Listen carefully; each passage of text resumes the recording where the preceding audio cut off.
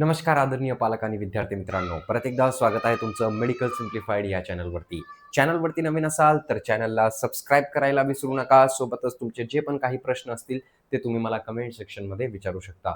आज आपण या व्हिडिओमध्ये अत्यंत महत्त्वाचा मुद्दा डिस्कस करणार आहोत आणि सी-ई-टी सेलवरती पोर्टलवरती एक अत्यंत महत्त्वाची माहिती आलेली आहे. रिझल्ट जाहीर झालेला आहे. तर कोणता रिझल्ट जाहीर झालेला आहे? एम-एस-टी सी-ई-टीमध्ये बघून घ्या. Result declared of Maharashtra MBA MMS CET 2026 first attempt score card available in candidate login. म्हणजे ज्यांनी पण MBA आणि MMS CET 2026 ची दिलेली असेल त्यांचं जे रिझल्ट आहे ते पब्लिश करण्यात आलेलं आहे आज 30/5/2026 रोजी.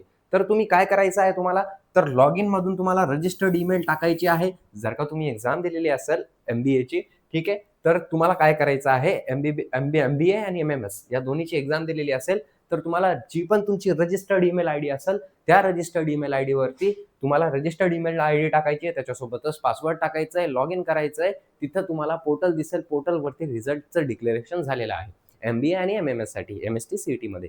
त्याच्यासोबतच अत्यंत महत्त्वाची सूचना तुमच्यासाठी की आता याच्यामध्ये जे स्कोर कार्ड आहे ते सुद्धा तुम्हाला अवेलेबल आहे. तर स्कोर कार्ड डाउनलोड करून तुम्ही ते काय करून घ्या, तुमच्याकडं ठेवून घ्या. ठीक आहे. आता हे एक्झाम झाली. आता PCM आणि PCBचा रिझल्ट कधी लागणार आहे ते सुद्धा आपण लवकरच डिस्कस करणार आहोत. धन्यवाद.